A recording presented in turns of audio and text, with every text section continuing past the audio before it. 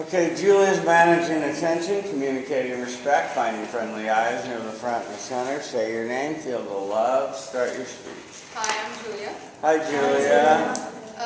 Today I'm going to talk to you guys about a movie that really touched me. It's a movie that I've been watching since a few years now, but every time I watch it, I fall in love with it again and again.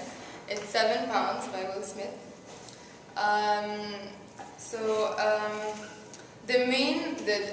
The best quote in the movie for me is a sentence said by the main character, and it says that you are a good man even without knowing that anyone is watching you. Okay. So the reason I communicate with the movie, the reason I watch the movie over and over again, is because it makes me feel I relate to it in 3 different ways. First of all, it makes me very angry. Second of all, it makes me very hopeful, and third of all, it makes me feel strong. So the first incident or the first scene of the movie, which makes me angry, is when there's a car accident. There's two cars crash into each other because of a reckless driver, and he happens to kill everyone in the other car, and his wife with him included, and he's the only one who survives. And he lives with the guilt. So the reason I faced a similar situation, thank God I wasn't the one driving, but I lost my best friend in a car accident when I was 14 because of the same reason, because the driver was not paying attention, and it was in the morning, he wasn't driving, there was no reason for him to get into a car accident, but it happened. It made me feel angry because I felt the same emotions where the thing happened and you really can't do anything about it, and you just have to live with it and try to move on, even though it's very hard to do it. The second way I feel about the movie is hopeful. There's no specific scene, but throughout the movie, the main character tries to save 7 other lives to try and compensate his feeling about the 7 he lost. The reason I love the movie, the reason I feel hopeful about the movie is because I feel that even though you can't take it back, there's always a way to find something positive in the negative. And even if you can't take it back, even if you can't go back, it wasn't your fault, anything, you still have a chance to make it a good thing and make you a better person. So this is when it hit me that I want to start helping people. I want to start saving people in as much as I can. I mean, I have no superpowers, but as much as I can be there for people and try to help people. And the third way I feel about the movie is strength, because, okay, the ending of the movie, after getting to meet 7 people he wants to save, Ben Thomas, the main character, writes a donation letter where he donates each and every part of his body to different people, his heart, his eyes, his liver, whichever. And then he kills himself and calls 911 so they can come get him fresh and donate his organs. I don't want this ending for me, but I really want to do something as courageous. I really admired how throughout the movie, which is a couple of months, and he was still persistent and he still wanted to save people, and he didn't fear dying because I mean he was still motivated throughout the film. This is the strength I want to have, of course, to put it in different directions, but this is the reason why I decided to go to med school after I graduate. So I felt 3 different feelings, 3 totally different feelings. Sometimes the same scene made me feel different feelings, and this is it. That's how the film moved me. Yeah. Sure, thank you.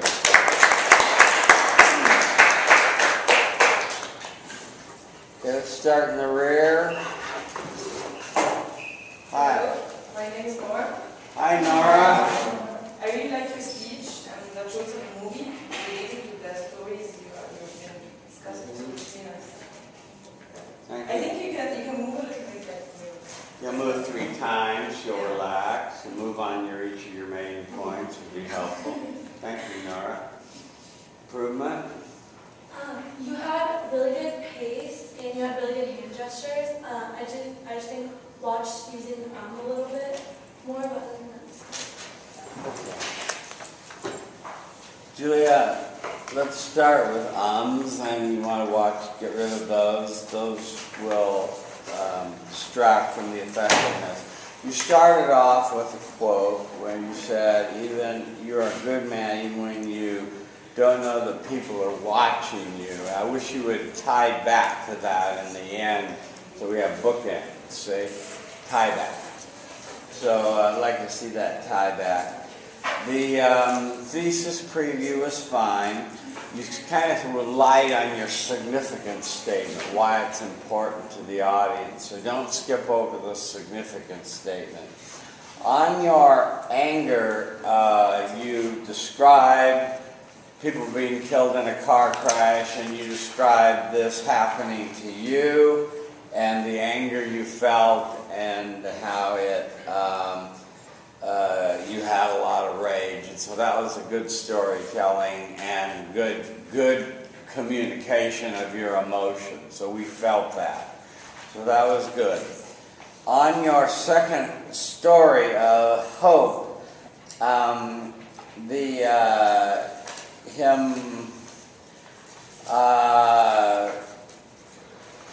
this thing when it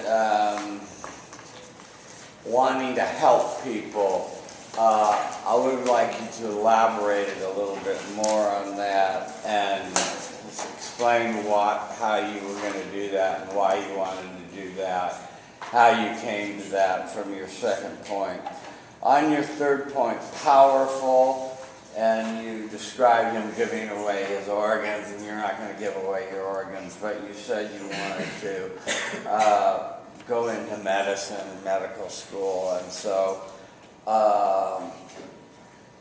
that was good storytelling there.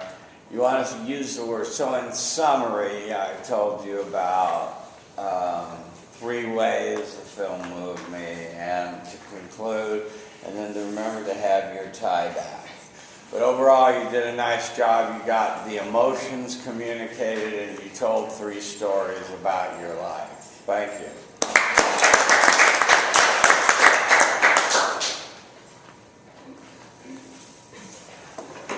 Okay, don't touch that record button.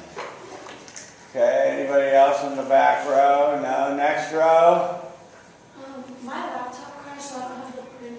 It crashed this morning, so I don't have the printed version. A likely story. Your dog ate your homework, but you can do your speech anyway. Yeah. Okay, and then hand it to me afterwards. Is that the plan? You're gonna read from it. Well, I don't have to read my You want it for a safety blanket. I don't Okay, you give it a try. Are you gonna bring that up with you or not really? Oh, you don't have anything to bring up. I have the outline. The outline. Like the actual outline. Can I have the actual outline?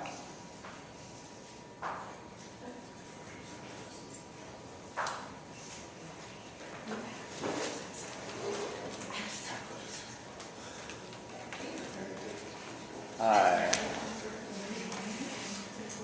You can put your name on there. Oh, sorry. How are your hands holding up? They're good, thanks. You get in the center of the screen. Okay. Managing attention, communicating respect. They're talking, he's reading. Clear your voice for him. Yeah. Communicate respect non-verbally, finding friendly eyes near the front and center. Say your name. Feel a little love. Start your speech. Hi, I'm Erica. Hi, Erica. And today I want to share with you a movie that really moved me. It's called The Breakfast Club, and it's one of my favorite movies. I think it's a classic, and it's really relatable to me right now because I'm in high school. But since everyone's been in high school at some point, I think it has a lot of really relatable themes. And a quote from the movie that I really, really liked, I think made it different from a lot of other high school movies, was the scene where they all came to common grounds with each other, and then someone said, "Are we all going to be friends on Monday?" And they kind of touched bases that realistically they weren't going to be friends on Monday. And I thought that was interesting because unlike most high school films, it conveyed the reality of actual social relations with people. So this movie made me thrill away. feel 3 ways. It made me feel sympathetic, it made me feel angry, it made me feel sad. So it made me feel sympathetic because Brian, who is known as the brain, is very pressured by his parents to do well in school. And at one point in the movie, he admits that he almost killed himself once because he couldn't uphold the standards of his family for school. And that made me feel sympathy for him because I've always been under a lot of pressure in school. And that's why I'm here now at UCLA, even though I'm in high school. And it's very hard because you know your parents want the best for you, and you know that they want you to succeed, but it's hard to explain how hard it is sometimes, and it gets very stressful. So that made me feel sympathy for Brian in the movie. And the next way the movie made me feel was it made me feel angry. And the reason it made me feel angry was because Andrew, or the athlete, kind of like had a little love interest towards the end of the movie with Allison, who was the basket case, but it was after she had a makeover. And I think that kind of showed the shallowness that people can have sometimes, and the image that people want instead of what they saw at first and what they see underneath. He only ended up wanting her for the image at the end of the movie. And it made me feel angry, but at the same time, throughout the movie, it is very realistic. And it reminded me of my friend Cassidy because she suffers an eating disorder, and I think it's for the same reason that is portrayed in the movie. And I've always had to help her through this problem, and I just feel a lot of sympathy for her, and it made me feel angry because that is where she's coming from. So that's how it made me feel angry, and it made me feel sad for the same reason I mentioned in the beginning of the movie. They all were in the library and they were sharing their past with each other, and they said, "Are we all going to be friends on Monday?" And they all agreed, probably not. And I felt sad by this because it's kind of true, and I wish it wasn't true. And there's this girl, Lexi, who goes to my school, and she is in my English class. And I go to a small school, and people don't really welcome her very much. And I think she's the nicest girl ever. And in my English class, we had a lot of debates and discussions where we would open up to each other.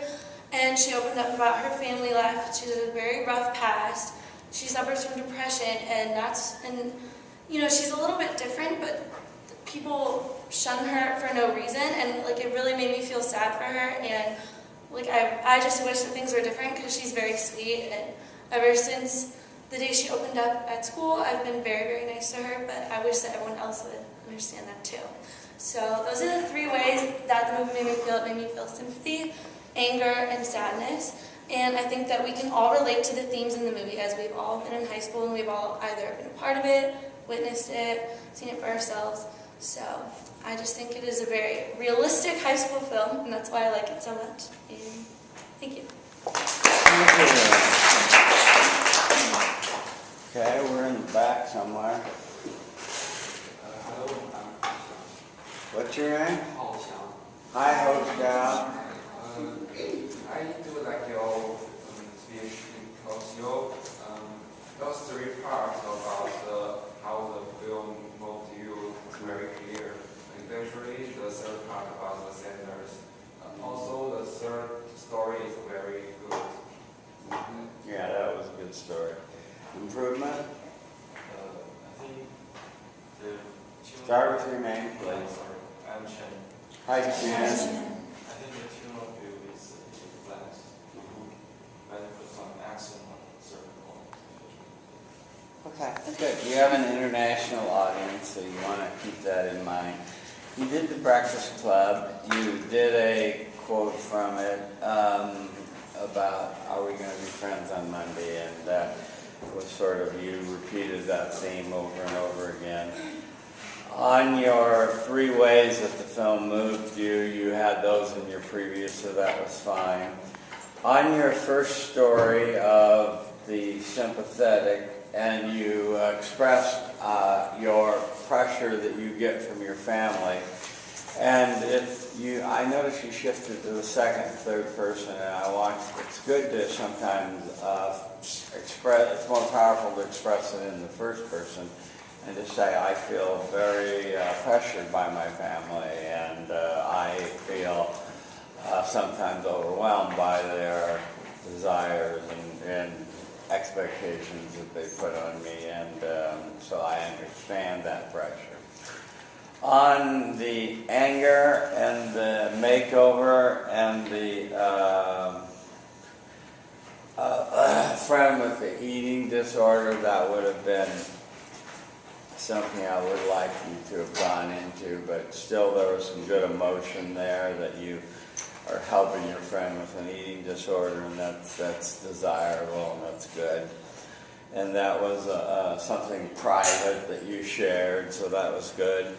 On the sadness, the third way the film moved you, you described the story of Lexi that people shun because she's a little different, and you've been trying to be nice to her, and you hope by your example that others will be nice to her. I thought that was your most powerful story, and so that was good. Summary, conclusion, you didn't have much of a tie back because you didn't have much of an introduction. So you want to start with a poem, a quote, a story, or a joke, and then tie back to that in the end. But overall, you did a nice job. Thank you.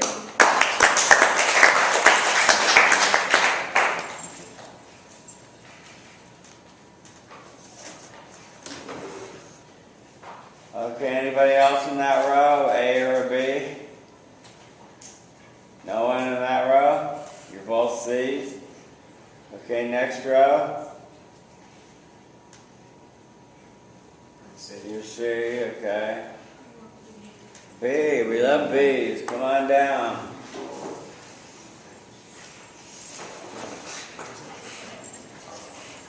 How's our time holding up? 17, huh? Yeah, I noticed yesterday that we got short of the time. Okay. All right, she's managing attention, communicating respect, finding friendly eyes, you're the front and the center. Say your name, feel the love, start your speech. Hi, I'm Agnes. Hi, Agnes. So how do you express love? Through words or actions? According to Gary Chapman, he's actually the author of a New York Times bestseller, a book called The 5 Love Languages. People express and receive love in 5 different ways. Physical touch, words of affirmation, acts of service, and receiving gifts. And lastly, through spending quality time with each other. So today I'm going to share with you a movie that makes me reflect, makes me cry, and makes me change my family dynamics. It's a movie called I Not Stupid 2. Yes, you heard me correctly, it's called I Not Stupid 2. And we're relating to the quote that I quote from that book. Because we're speaking of love, this movie actually speaks about, it changed me, my family, and the way we speak love to one another. And since it deals with important family themes, I think it would relate to a lot of you. First, I think the movie makes me reflect. So when Jerry, one of the main characters, he was drawing a portrait of his dad, he drew a dark shadow. Because his dad was busy, and so he came home late, and then so most of the time he saw his dad as he only saw his dad's shadow. Well, similarly, similar things happened to me because when I was in middle school, my dad worked from 6 a.m. to 12 a.m. So I actually barely saw him. So when I was watching this scene, I was reminded of my desire and my longing to really have a closer relationship with my dad, and really to have his attention and have his time. Secondly, the movie made me cry when Cheng Cai is another main character. He also had a tense relationship with his dad, and he only came to know his dad's love for him after his dad got seriously injured, saving him from a gang attack. So similar with me, my parents were migrant workers, so I pretty much grew up under my grandparents' care. And so when my dad came back to pick me up a few years later, I was like holding onto my grandpa's shirt like that. And then I was like, oh, who is this guy? And that was my dad. My dad really showed his love for me through acts of service because he was working so hard to provide for me. But I feel loved when someone spends quality time with me. So I was literally bawling when I heard that line in the movie. Some people love so deeply, but they don't know how to love. Thirdly, this movie made me change my family dynamics. So when Cheng Cai's dad was dying, Cheng Cai was standing at his bedside, and his dad was finally able to say to him, "I love you." And then that really was a wake-up call for me because I really don't want to wait until it's too late to express my love for my parents. So I started to my dad, he enjoys receiving gifts, so I really started giving him gifts to show my appreciation. And then my mom, she enjoys like hearing words of affirmation, and he loves that when we hug her. So I started to learn to really speak words like "I love you" and "I miss you" more often, and that's not prevalent in Asian families, I would say. And that really brought us so much closer. In summary, I have showed you how this movie has made me reflect, made me cry, and made me change my family dynamics. And lastly, I would like to close my speech by making an appeal to all of you. Try to love, and start today. Try to love people around you in ways that they can receive. Thank you. Thank you.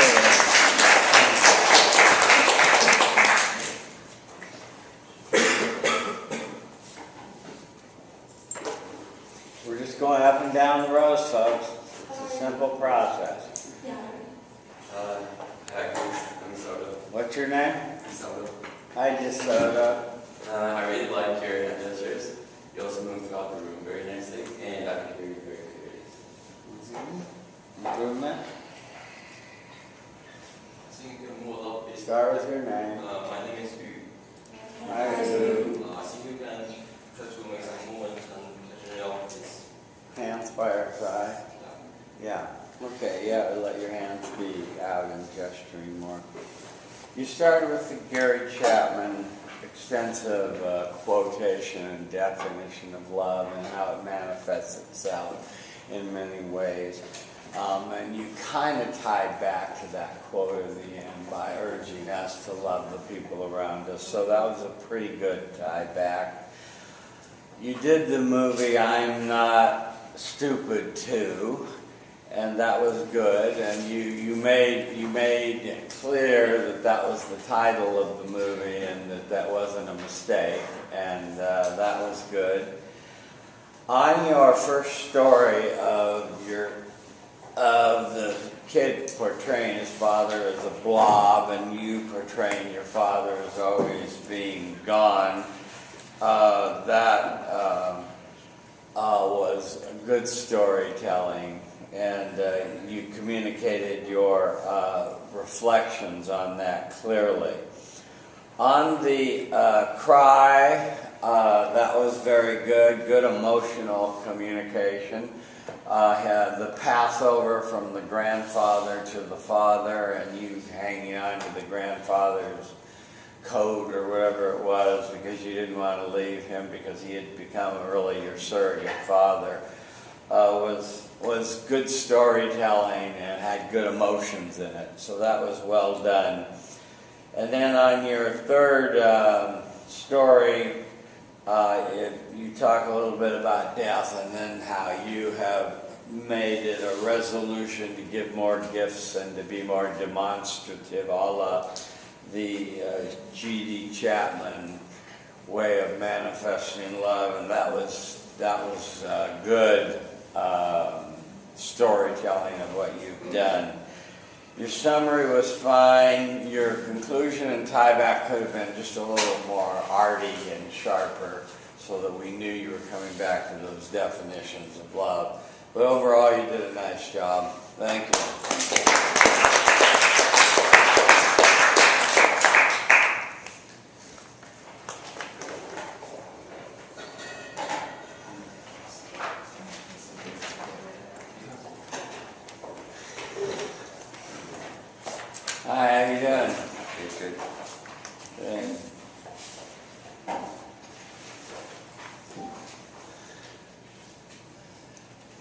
He's managing attention, he's reading, he's texting, she's reading, communicating respect non-verbally, finding friendly eyes near the front and the center. Say your name, feel the love. Hi everyone, I'm Sauda. Hi, Sauda. So before I start talking about my movie, I want to remember the times before this land was colonized and how like the Native Americans used to be the owners of this land. So basically, this country has only been around for about less than 300 years. And so who gets the right to claim to be here is up to you guys to decide. But the movie I'm going to talk about today really moves me. It made me feel young, it made me feel alert, and it made me feel made me feel young, alert, and thankful. It made me feel thankful, yes. So the first way this movie made me feel young was that this little boy, he's an undocumented citizen of Mexico, and he tries to come back to the United States to find his mom, who left to find a job here because she had no financial stability. And so this boy goes on a journey and he leaves everything behind. And this reminds me of my youth because when I was small, I left Mexico as well to come here, even though I was born here, and I had to leave everything behind. So it made me feel like a kid again. The way it made me feel alert was that when the boy came here, his mom had to go through a lot of stuff, such as being a housekeeper. When she was going to claim the money she had worked for, her boss says, no, I'm not going to pay you, and what are you going to do? Oh, that's right, you're an illegal immigrant, you can't call the cops. So I think this reminds me of the time where my mom was a housekeeper, because I was not there to witness any discrimination, but I'm pretty sure lots of other people go through that. And also I have had uncles who had been deported, and so that also made me feel bad for whoever comes here illegally. And third, it made me feel thankful because the mom sacrificed a lot of her life for her kid, and she had no way to go back, and she had no papers, so she didn't really have the rights as everybody else. And so I feel thankful because when my parents came here, they gave up their degree. My dad was a dentist, and he hasn't been able to work like a normal job because his degree doesn't work here the way it does in Mexico. So I feel thankful because in a way it's a sacrifice for me and not for them. And so I've showed you guys how this movie made me thankful, alert, and youthful. And the title of the movie is called Under the Same Moon because when the boy was missing his mom, she told him to look up to the moon so that they can reconnect when they were not together. So whenever you guys are looking up at the moon, just remember to reconnect with those people who are still dreaming to be here. That's it.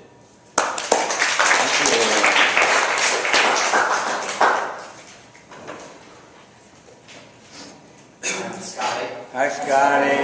I think when you use your family as a reference, it's a great appeal to pathos, and it's much easier to relate to the things that you're saying. Thank you. Family as a reference. Improvement? I think just using a little less and ums would make it flow better, but the content was really good. You talked about, you opened up the U.S. has only been around for less than 300 years, and the Native Americans were almost whipped out by the colonists. Who has the right to claim this country? That was your opening. I would have liked you, if that's how you're going to open your speech, I would have liked you to have had some reference to that in the end as a tie back, see? So that we have come a full circle. That's the concept of the tie back. Under the Same Moon, your thesis preview was fine. Your significant statement, I think, could have been elaborated on a little better. On your storytelling, I think that you were best when you were relating it to your family. A little bit more, just a short, brief reference to the movie plot, and then more on your family. On alert, call the cops. Yeah, those were some of the things, those are some of the awful situations that people face, and that how they're exploited.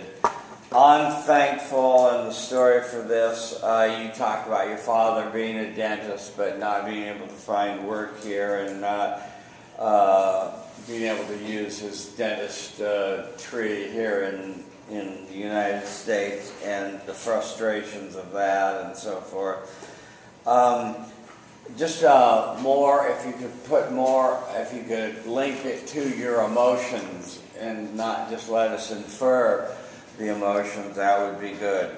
So then your summary, your conclusion, and as I said, your tie-back could have been stronger to your opening. But overall, you did a nice job. Thank you.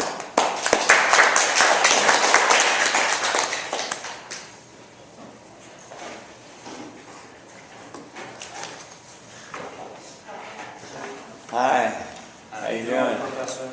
How's it going? It's going good. Okay. How are we doing on time? Okay. Okay, I hear talking, managing attention, communicating respect, finding friendly eyes near the front of the center. Say your name, feel the love, start your feet. Hi, I'm Cole. Hi, Cole. You have to do the best with what God gave you. These simple words, spoken by his mother, provide Forrest Gump with an important lesson. You have to always do the best with what you have. 20 years ago, Forrest Gump hit the big screen, winning 13 nominations, 13 Academy Award nominations, and also Best Picture. This film really touched my heart and made me feel courageous. It also hurt me, but in the end, it gave me a great sense of hope and optimism. Winding down a historical road for the past for the second half of the 20th century, this film takes you down a winding historical road, where Forrest Gump, who is slightly slow, needs to, or is always, never lets his intellectual deficiency hold him back. Forrest's strength and drive never stop for a second of the film, and he serves as an important role model for us all. So Forrest Gump, the boy with lead shoes, who many of the characters consider stupid or dumb in the film, gave me courage. How did Forrest give me courage? Well, he never let anything that challenged him hold him back. He was always determined. He never complained. He always used everything he had, and he just lived the way everybody should. I myself came up with a mental disability during my childhood, obsessive compulsive disorder, OCD. And this was an extremely hard challenge for me that I had to battle with for most of my younger life. But Forrest Gump inspired me. He taught me basically to never give up. I watched him bounce back from situations far worse than my own, and in the end, I really think that every time I watch this movie, it fills me with a new sense of courage to continue living my life in the most positive way. The next way this film touched me was it made me hurt. Substance abuse plays a large role in the film. From Forrest's friend Jenny, who has an abusive alcoholic father that beats her after school every day, to eventually Jenny herself, who begins using heroin and other hard drugs later on in the film. Although Jenny stops using and Forrest reunites with her, it's already too late. She's contracted HIV, and shortly after they marry, she dies. I, too, have had to cope with loss from drugs and alcohol in my life. One of my aunts, at 50 years of age, died of alcohol poisoning just last year. I was extremely close with her as a child, and this really shocked my family and hurt me bad. But when I lost her, I remembered a quote from Forrest Gump. His mama said, Forrest said, Mama always said, life, or dying is just a part of life. But I sure wish it wasn't. Death is tough and something we all have to cope with. However, sometimes we have to learn to accept the things that hurt us the most. Alright, so the final way that this film moved me was it made me feel hope and optimism for the future. Forrest asks his mother at one point what his destiny is, concerned, like many of us, with what the future holds for him. His mama replies, "Forrest, that's simply something you're going to have to figure out for yourself." I really connected with this quote. Forrest, concerned with his future, has many adventures, tragedies, twists and turns, but in the end discovers that we are not given a destiny. We create our own, based on our attitude and our choices. Forrest creates his own destiny, and from that, I want to create my own destiny too. And I think that this may be one of the most important lessons the movie has to offer. So today I've told you about how the film made me courageous, how it made me feel hurt, and also how it made me feel hopeful and optimistic about the future. In conclusion, I hope that I've conveyed how important this film is and why it won so much acclaim from audiences around the world. I think we all need to remember Forrest's mom's words in the beginning of the speech, which is, we have to always use what we're given. We aren't given everything. We're dealt a new hand each day of our lives. But more important than the circumstances are how we react to them and our attitude and choices because of them. I think Forrest serves as a role model for us all and shows that positive attitude is the most important thing in life. I hope you will think this too. Thank you.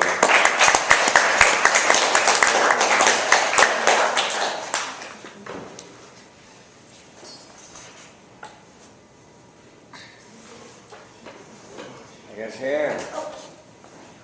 Hi, I'm Megan. Hi, Megan. Hi. I really liked your speech. I agree that's such a great movie. And I like how you tied it into your life, and I'm sorry about some of those hardships, but it was really great that you were able to share it with us. Improvement? Yeah, I thought that you had really good projection. Name? Oh, sorry, I'm Caitlin. Hi, And one suggestion, a couple times I saw you look down and then scan room, just maybe be conscious of that. But I thought the themes you touched on and the organization was really well done, and it flowed really good. Thank you. Well, let's start at the very beginning. You started with the quote that is going to be your capstone for the whole speech, that you have to do the best with what God gave you. And I think that's those simple and yet profound words are words that everyone can learn from and live by. Your thesis was fine. Your sixth statement was good. I thought you had really extracted a great deal from the film, more so than many people have that I've seen do the film. You really teased out a lot of the meaning. I guess you've seen it more than once, and it was well done. As far as communicating emotions, let's go to your first one on courageous. I thought it was courageous on your part to tell us that you had obsessive-compulsive disorder and that you had to, that was a challenge that you had to deal with and overcome and so forth. And I thought that took courage to admit that. And so that was good, and I appreciate you having the courage to share that with us. On the second story that you told, you set it up with brief allusions to things that happened in the movie with Jenny and Forrest and so forth. And then you got to your aunt who passed away from heavy alcohol use, and then you shared your feelings about that, and that was very powerful, and that was good, and you tied back some quotes from the movie there that were helpful in helping us understand that phenomenon. On your third story about destiny, again, I thought you were very wise in what you had to say and what you talked about. And the idea that we're not given a destiny, but that we create our own, I thought was important for people to remember. And that was very good. So overall, you communicated feelings, which is what we were practicing doing with this assignment. Is we're trying to use feelings to capture the attention of our audience through our stories. And if our stories have feelings in them, they're going to be more vivid and sticky. And audiences will listen to them more, and that's what we want. Your goal is to have better eye contact, to use hand gestures, to not hold your hands in front of you, and to memorize it, how to go. I think I'd use better hand gestures. Yeah. I need to still work on my eye contact and less memorization. But yeah. Right. You still, every time I look, you're still doing this. So you want to let your hands be. Maybe some Tai Chi would help you become aware of what your body's doing while you're speaking. But overall, you did an excellent job. You had a nice bibliography, and you had your film quote from the deep internet. So you did a nice job. Thank you. Thank you.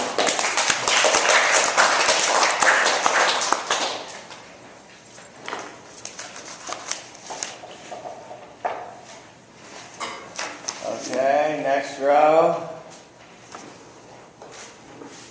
We lost her. Anybody know an A or a B? A or a B? You're all C's. A B, yeah, okay. Come on down. Hi, how you doing? Okay, she's managing attention, communicating respect. He's writing. Finding friendly eyes near the front and the center. Say your name, feel the love. Start your speech. Hi, I'm Hao Hao. Hi, Ha Salvador Dali has said, have no fear to perfection, because you will never reach it. Perfection is something we all want, but somehow we all believe it's unreachable. Today I want to share with you a film which is my favorite. It's called Black Swan.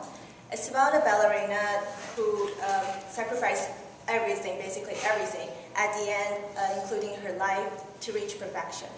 It made me scared, it made me surprised, and it also made me cry. The reason I think you might want to check it out is because, first of all, it's a horror movie. So for those of you who's a fan for horror movies, it's a perfect movie to check it out. It has wonderful visual effects and wonderful screenplays. Okay, and it's also a film about the theme seeking perfection, and I think that's a universal dream of all humankind.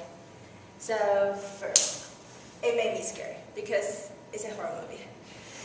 In the film, Nia, the ballerina, she's so nervous about her role on the stage because that's her only chance to perform, because she's not young anymore, so that's her last chance to perform. And she's so nervous that she developed this hallucination herself. She sees her finger bleeding before she gets onto the stage. She couldn't let that happen because she couldn't go on the stage with a bleeding finger. So she tears her fingers, the skin on her finger, and she ripped the skin of her whole finger. But that turns out to be a hallucination. That's not real. It really scared me. And it also reminded me of my real life experience. When I was 4 years old, I was in kindergarten, and I was doing this exam. It's called exam, but I don't think it's an exam. And I happen to think that was the most important exam of my life. I don't know why I was only 4, but I thought that was the most important exam of my life. I became so nervous and have all these pressures coming on me. So I was so nervous, and I take my pencil and poke my pencil into my finger. I still have this one on my finger, on my hand. Yes, it was dramatically painful, but I calmed down immediately. So I didn't know what I was thinking. I don't understand myself until I see this film. I realized that pain is such a good medicine for nervousness, and it can calm you down immediately, but however, it is painful. The second way the film moved me is that it made me surprised. In the film, Nina wasn't the greatest dancer in her dance company, and she was told the other girl was going to play the biggest role, and she was depressed, she was sad. But when the list is out, she went to see the list on the wall. She saw her name playing the most important role. She was surprised, and I was surprised too. In my real life, I also had experienced something that really surprised me, that I didn't expect it. It was my admission for UCLA. 3 weeks after all my friends got their admission congratulation letters from UCLA, I got nothing. I was depressed, and I think all my effort, and I thought all my effort had gone nowhere.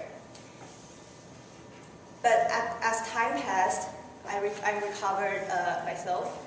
I was sitting on the sofa, I was watching the TV shows. I was thinking, oh, there's many other universities I could go. UCLA isn't the only one.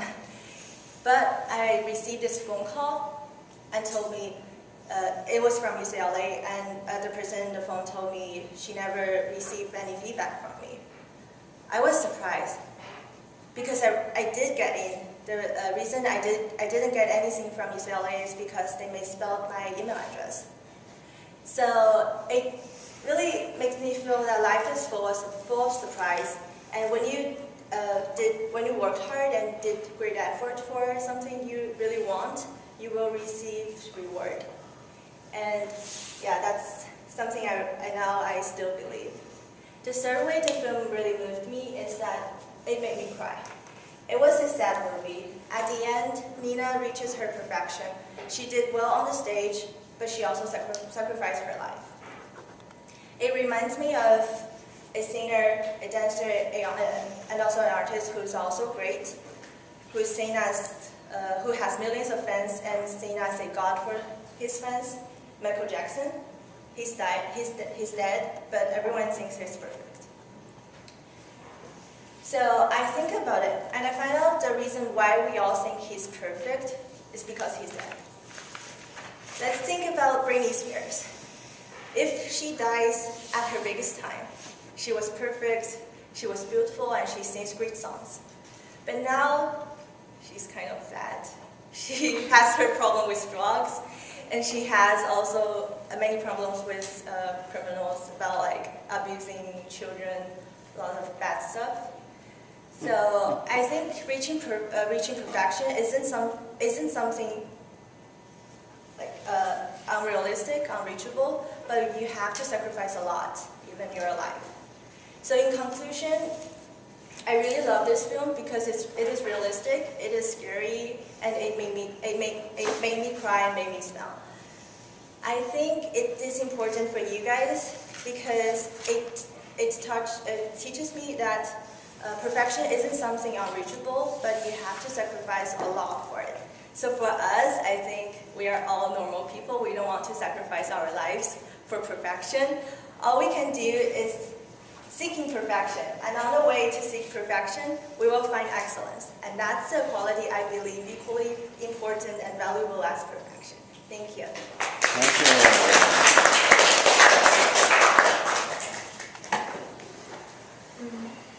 Hi, I'm Julia. Hi, Julia. I like your speech, and I also like the movie Black Swan. And your speech makes me think a lot, and I think it's very good. And I also like your ending, which makes your speech better. Thank you. Hi, I'm Lile. Hi, Lile. I also like the movie, and I really enjoy your second story. But at the beginning, you were like a little bit nervous, and it wasn't really fun. But later, it became better because you were in the emotion. Thank you. Yes. Well, let's talk about your speech with me. You started with the Salvador Dali quote about perfection, never reaching it, and I would have liked you to have called him by name at the end and done a tie back that Yes, I way. had it in my paper, but I just so nervous I forgot to Nervous mention you about forgot it. That helps give it bookends and give it a full circle and a tie back. I'm not sure about calling Black Swan a horror movie, but I guess that's a matter of opinion. On the first story you told about poking yourself with a pencil in kindergarten because you were anxious over an exam and you still have the scar and you felt the pain. I thought that was a good story, good storytelling, and it had all the ingredients that I was looking for. It was personal, you related to the movie, and you had emotions in there, so that was good. On your second story about not being admitted to UCLA and being depressed and then getting a chance call saying, why haven't we heard from you? I'm surprised they called.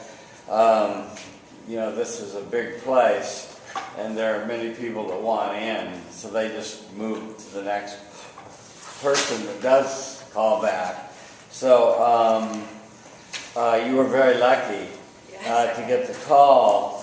I would have liked to just had a few more feelings about how you felt, relieved and happy and so forth, that you did get in and that sort of thing.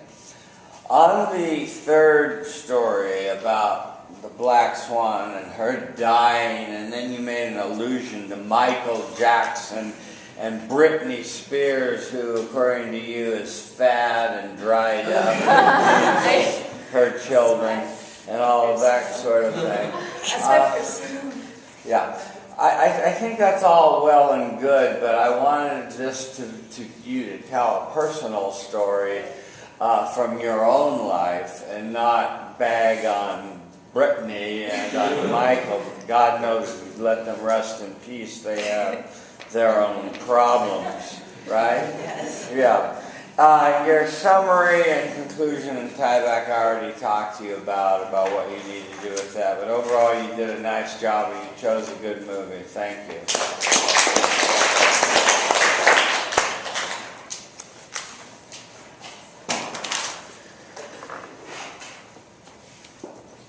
Any more in this row, A or B? Everyone's a C. There we go. How we got on time? 2-2? 52 minutes. Okay, yeah. It may go longer. Sometimes it's got a mind of its own. Sometimes it goes an hour 8. Hi. Managing attention, they're talking. Communicating respect, finding friendly eyes near the front and the center. Say your name, feel the love, start your speech. Hi, I'm Teddy. Hi, Teddy. Hi. All right, so I'm here to talk to you about a simple idea, but an also ingenious idea. It basically started by 2 college kids that became a multi-billion-dollar industry. This film really moved me. The film The Social Network is the story of the creation of Facebook. Philip French wrote that it takes these simple ideas such as trust, ambition, greed, friendship, and turns it into a new experience for us to experience and really see.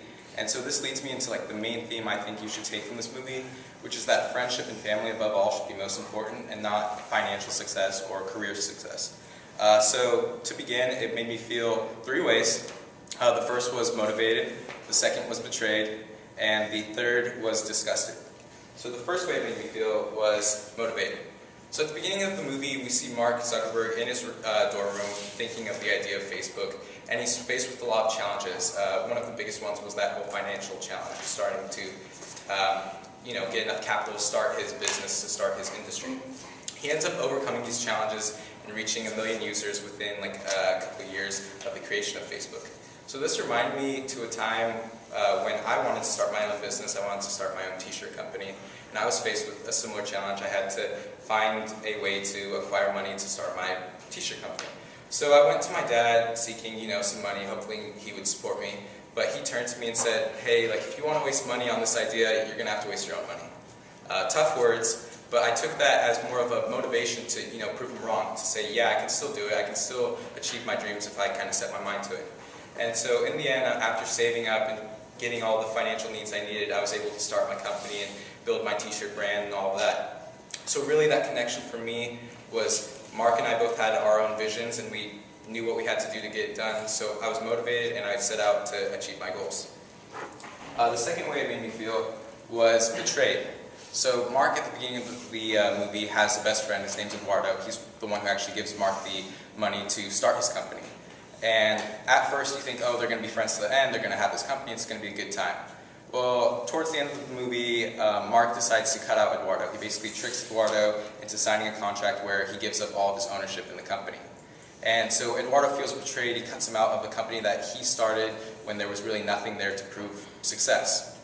And so when I was in 8th grade, I had two best friends. They were two separate people, they went to different schools, and we all got along, but it was in our own individual ways. And then I decided, hey, I should try to, get a group together, get these guys together, and so we'd be like the three best friends, have a nice little group together. So it worked out for several months, we all got along, we became really close, hung out all the time. Until one of my friends, decided to kick me out. I should say friends. Decided to kick me out. And so I'm sitting there, basically, I lost two of my best friends simply because one guy decided that he was sick of me and wanted this other guy to himself, I guess, essentially.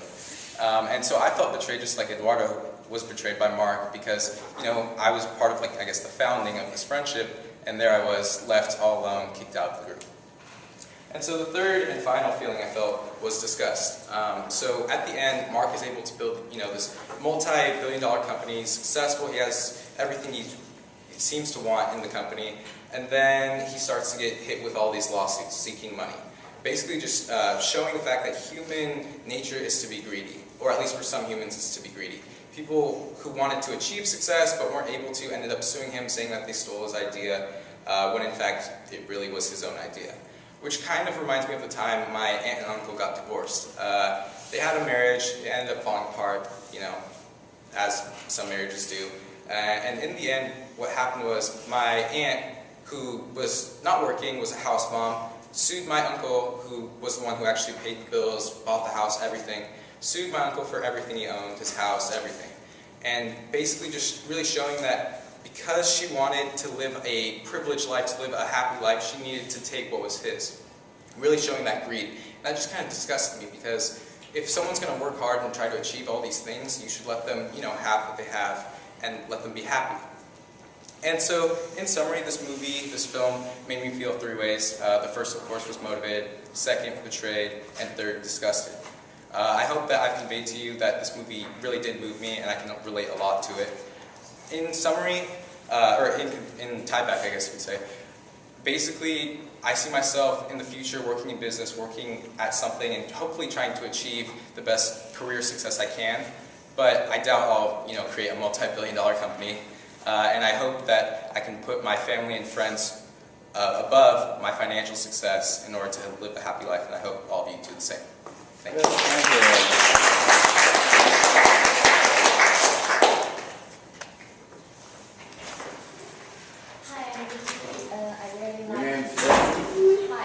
you. Hi, Vicky. I really like your real stories, and I think your outline is very clear, and your moving style is so clear to play, and it shows you really enjoy this process, so it's great. Thank you, Vicky.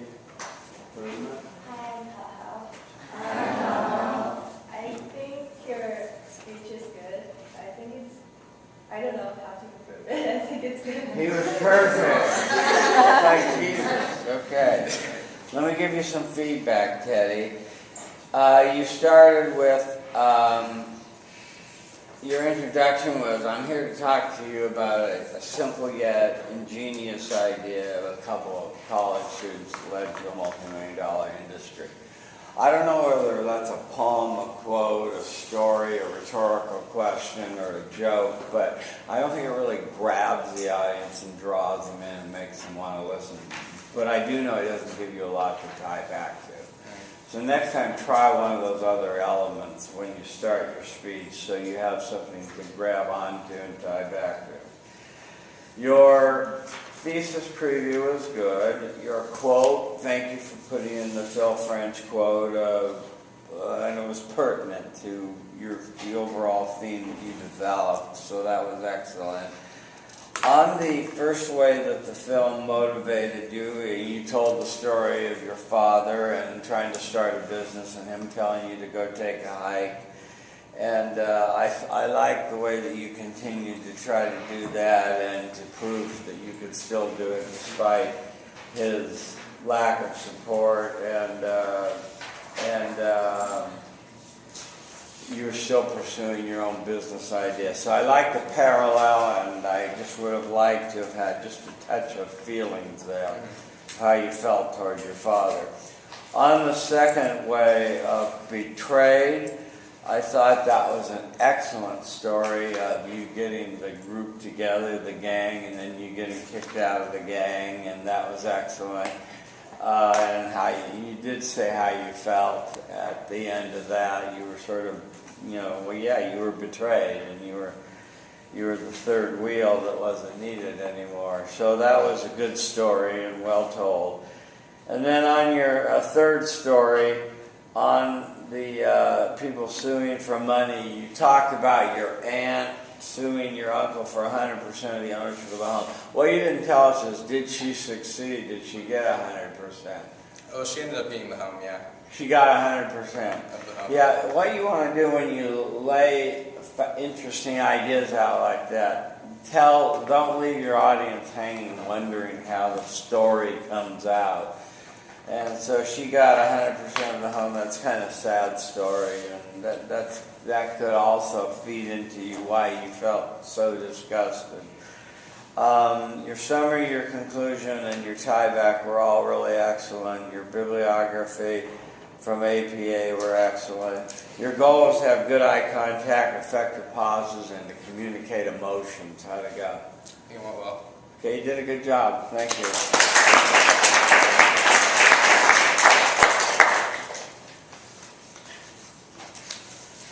Okay. Are you an A or a B? Too bad. A or B? But actually I know pretty well. I thought Your dog ate your homework.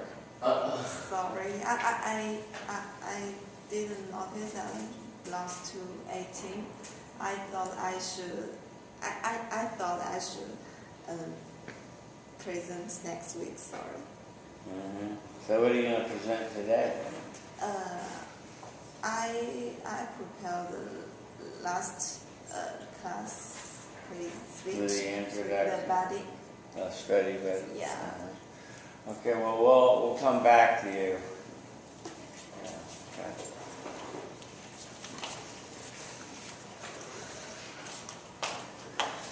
Hi, Eva. She's managing attention, communicating respect, finding friendly eyes, near the front and the center. Say your name, feel the love, start your speech. Hi everyone, my name is Eva. Hi, Eva.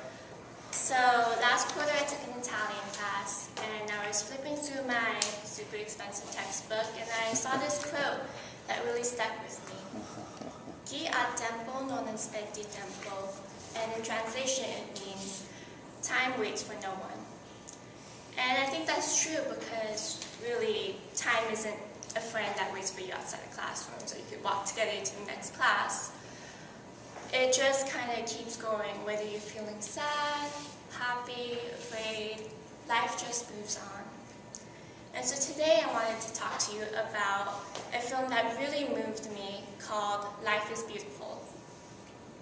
It made me feel, it made me laugh, it made me sob uncontrollably, and it made me feel relatively optimistic.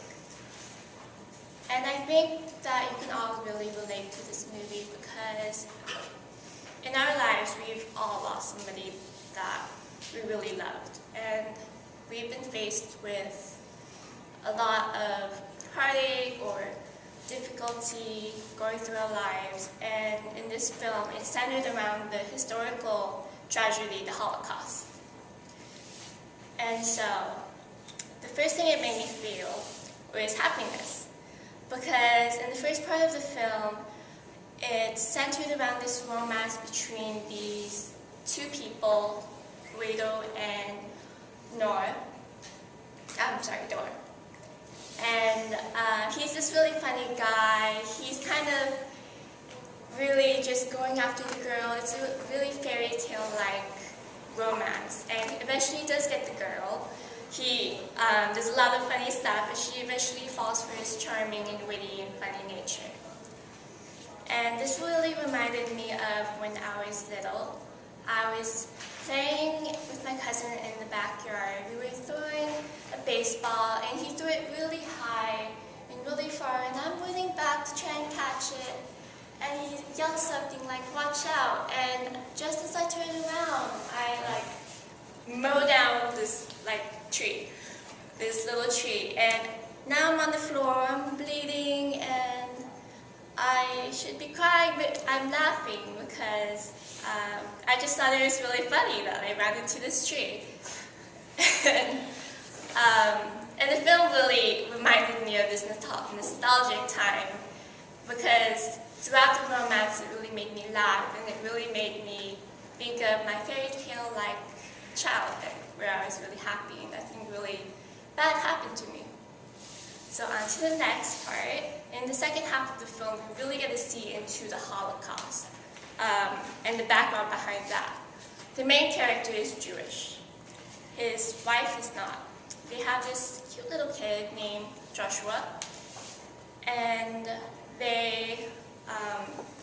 so what ends up happening is that Joshua and his father get taken on the train to a concentration camp. And his wife follows after them because she doesn't want to separate from them. It made me really sad and cry because in the end, what happened was that the main character, Judo he protected his son by pretending the entire concentration camp was a game, where ultimately he would be able to win this life-size tank if he was a good child and stayed away from the angry German men who yelled a lot. So what happened was that the child would get his tank. The Americans came and they saved him, but his dad didn't end up making it. And this really reminded me of when I was a junior in high school. I had lost my grandfather. And it was a really difficult time for me. And then a month later, I lost my other grandfather. So that was only two grandfathers. And I had a really difficult time getting through it because they really sacrificed a lot for me. But time moves on. Things just keep going. You can't really just stay in one place because life doesn't really let you. And what I really got from the movie was that bad things happen, but just like what Judo did for his son, he made things more happy. He found courage and humor, and that's exactly what I did. This was really morbid, but at that time I was like, I'm going to die someday, and in my funeral I don't want it to be a sad affair. I want all of you to come wearing pink, because that's my favorite color. And I want there to be a DJ and a buffet, and it's going to be happy, and you guys are going to talk about all the stuff I did, and it'll be great. I'll be up somewhere, I'll be looking down, and I'll be laughing with you. So, that brings me to my next point. In the end, the film made me feel very optimistic, because I thought it was really great how the main character found courage, because if I was him, I'd be really scared. But he was really brave for his son. He found his courage and humor, and he was able to really let his son feel, not even realize he was in a concentration camp. And I think that it's really admirable. And the reason it made me really optimistic is because we all have things that we face today. Like some of you are still in high school, some of you are graduating, and we're all really lost and scared, and we don't know what we're going to do. So, but the great part about this film is that, you know, it really changes your outlook. You could waste time and you could be unhappy, you could sit down and do nothing, or you could laugh, and you could smile, and you could be just pretty much optimistic. So in the end, in the summary, I have told you how this film has made me laugh, cry, and feel optimistic. And I think it really relates to us because we're at a kind of a crossroad right now. And things aren't going to work out as well as we want it to, but we should remember to just smile and let things work out the way that they would. And so I hope that from this you all could go away remembering that time waits for no one. So don't waste your time feeling sad. Just smile.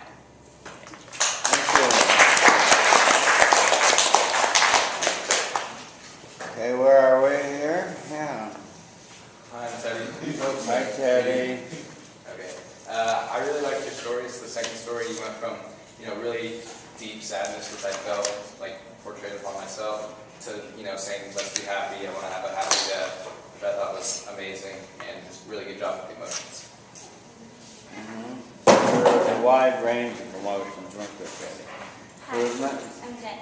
Hi, Jen. Hi. I agree with Teddy. I really, really liked your speech a lot. I think the only thing that you could have improved on was maybe a little bit quicker pace. I liked it better than too fast, so it was good. But you could maybe, but other than that, it was really good. Yeah, it was way over time, and where you needed to cut was on your plot summaries. You didn't need such long plot summaries. You could have just set it up with one or two sentences. We didn't need to know all the details that you provided, okay? On the intro, I loved your Italian quote, and from your expensive textbook. I like that little aside you put in there. But it's a good quote, and you used it throughout, and time will wait for no one, and I think that's, you used that well for your bookends and so forth, so that worked well. On the, I told you already, the plot summary was too long. Your first story was good, of running into a tree and laughing about it, and we got the drama of it and the emotion of it, and so that was good. That was a well-told story. On the cry, plot summary, too long.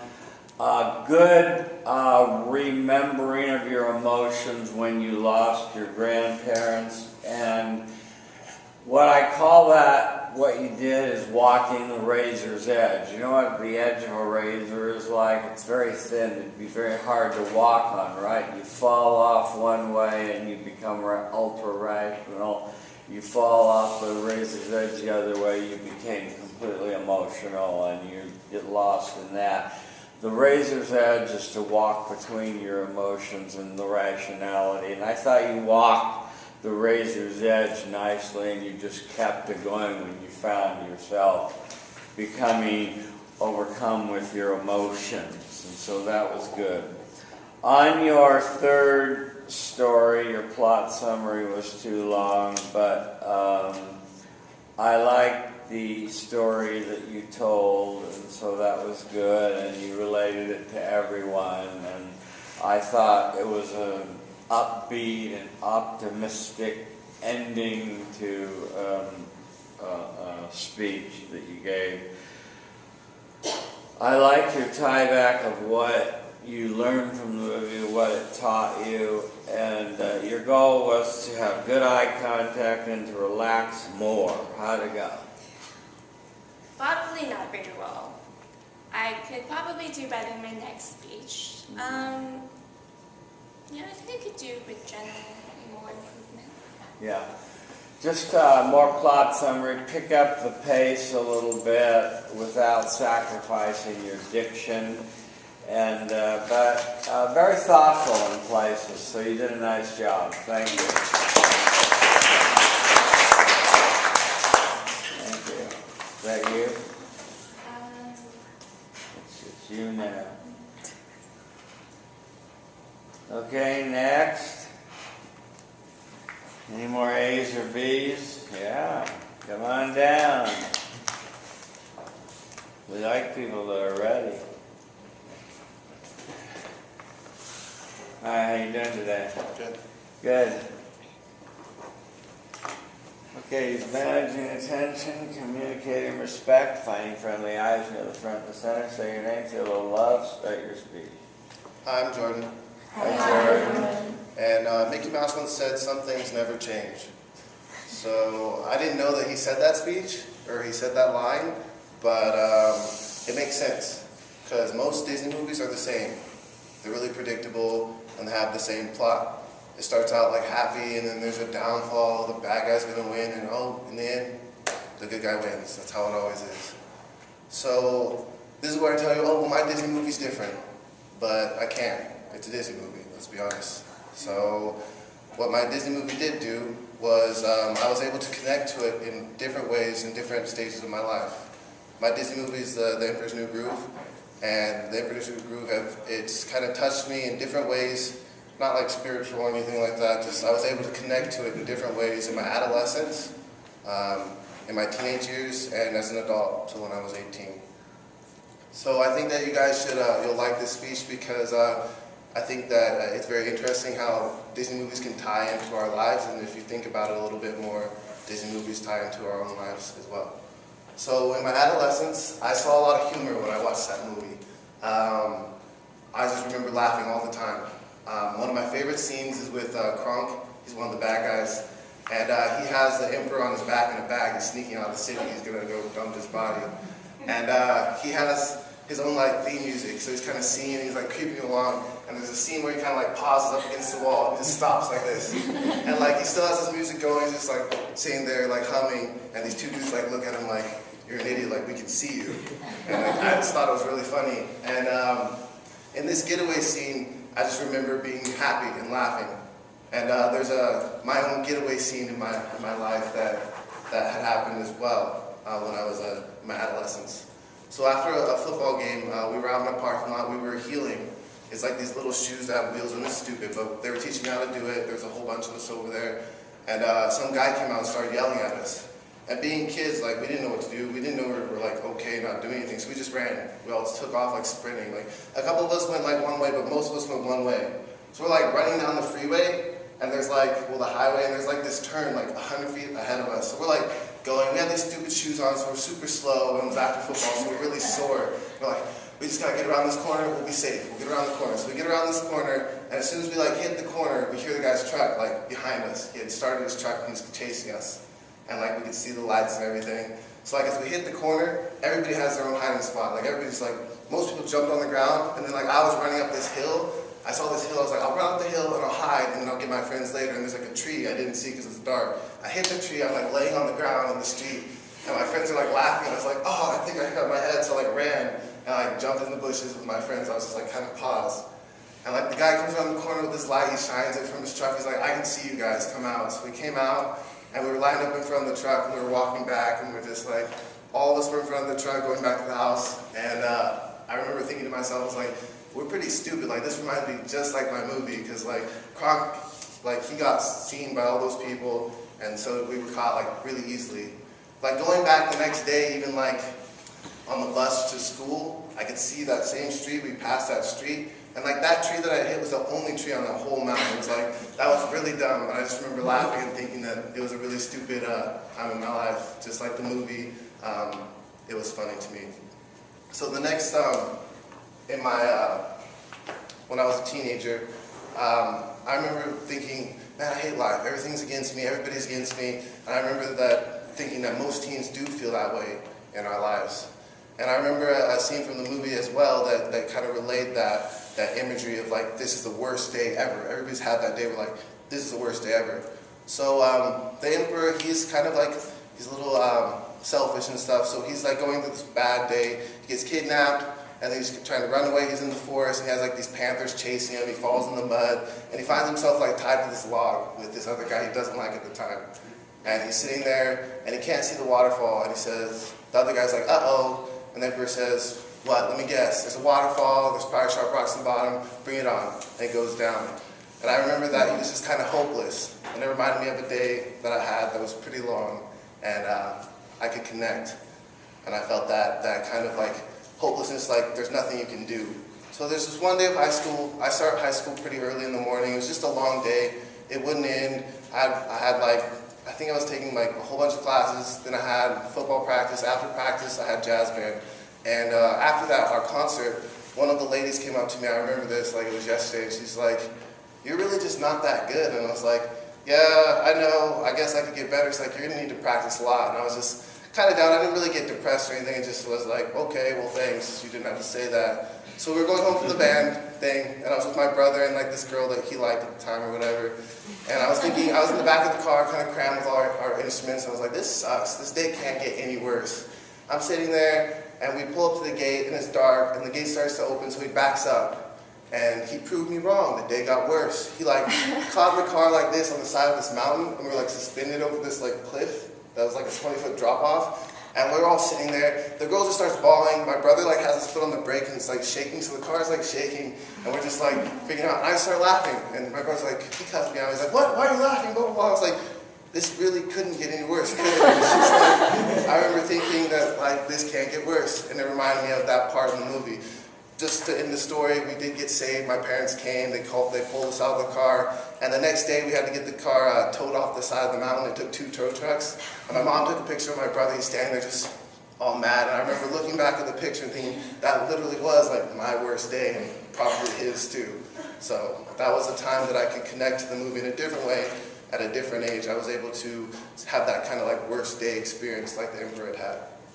So when I was 18, I didn't want to end on like a sad story, but in the Emperor's New Groove, the plot is basically the Emperor, he's this mean guy who cares about himself. As he spends time with Pacha, the other main character, he changes his mind about things, and he wanted to build a home where Pacha lived. But then in the end of the movie, he compromises, and it shows them both together on a different hill, not Pacha's hill, doing some fun stuff.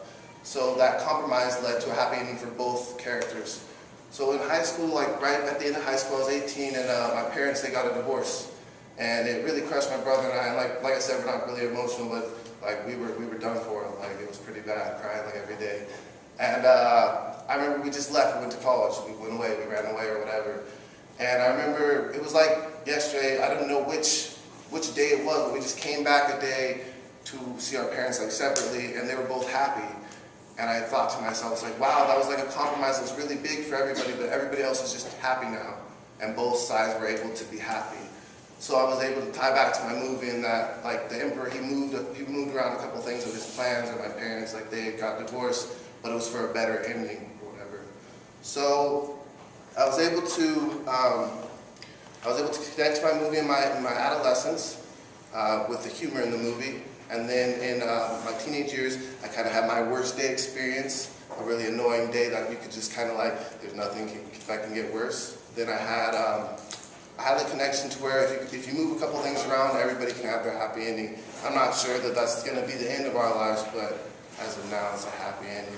So, like Nikki said, some things never change, but the way that we interpret things can. And my challenge to everybody is next time you watch this movie that you like, think about it on that kind of scale, like how does this movie connect to me today with my life? Because I'm sure that you'll surprise yourself. Thank you. Thank you.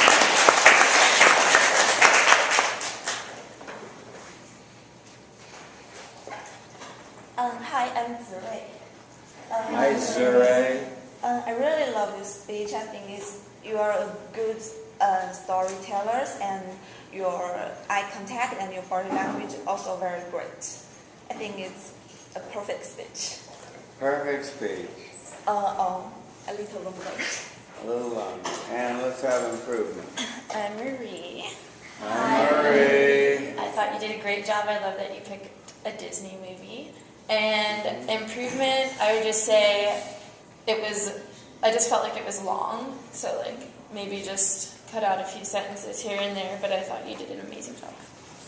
Yeah, Jordan, the plot summary and a little bit of your storytelling went on a bit, but overall it was well done. The Emperor's New Groove, you chose a Disney movie. You seem to almost be apologetic for it. I wouldn't be that way. They're great films that have universal meanings that lots of people can relate to, as you point out, at different times during your life. And you pointed that out well. On your first story of running from the man in the truck and running into a tree, good storytelling, good drama. You had us with you running up the hill, and that was excellent. And then he had you all come out. I didn't quite get the resolution of that, but I guess he just wanted to catch you or something. I don't know what you were doing, if you were just playing with your shoes. But in any case, that was good storytelling there. On your second story, feeling that the world was all against you and that sort of thing, and then having your brother drive over the cliff and laughing about it, that was a good story. That had drama in it. It had, it had all the elements that we like. It had action. I maybe would have had you have the people kind of carefully get out of the car and make it, they got to say, to give us a catharsis or a release on that. But you did give us the resolution that it was towed the next day. On your last story about your parents sort of reconciling or coming to some sort of understanding after all those years of fighting or something, or compromising, that was pretty good, relating the movie to that situation in your life. Your summary and your conclusion and tie back were all fine, just needed to be a little bit shorter. Thank you. How's the time? 1:27. 1:27? Yeah. Boy, we're getting a lot in. Yeah, I'm supposed to go, but I'm not fully prepared because I don't have it printed out. But I have them on my laptop. You want to just show it to me? Yeah. Is there anybody? Are you a A or a B? Yeah, I'm an A. Praise the Lord. How you doing? Good, thank you. How are you? Good. Okay, she's managing attention, communicating respect, finding friendly eyes. You're the front and the center. Say your name, feel the love. Start your speech. Hi, my name is Gabi. Hi, Gabi. Henry David Thoreau once said, "You must live in the present, launch yourself on every wave, find your eternity in each moment. Only fools stand on their island of opportunities and look to another land. There is no other land. There is only this life and no other." So today I'd like to share with you a movie called Silver Linings Playbook that has to deal with this quote. The two main characters, Tiffany and Pat, both deal with loss of love in their life. Pat finds his wife cheating on him. Her name is Nikki, and he decides to beat up the person that she was cheating on him with. And this results in a whole breakdown for him, and he has to go seek treatment for 8 months, and he gets a restraining order from his wife. And on the other hand, Tiffany is a young woman who lost her husband when he was driving back from picking up something for her, and so she feels this guilt that he died because of her in some way. And through meeting together, they find a way to overcome their emotional turmoil and live in the present instead of looking back toward their past and their past lovers. So I want to tell you how this movie made me feel sentimental, it made me feel joyous, and it made me feel content. So the first way this movie, I know that you'll like this movie too because it deals with pertinent themes to everyone's life, such as loss, love, and overcoming obstacles. So the way this movie made me feel sentimental was there's one scene in the movie where Pat's father comes up to him in his bedroom. He had just woken up, and he tells him, "Pat, I really want you to come watch the Eagles game with me.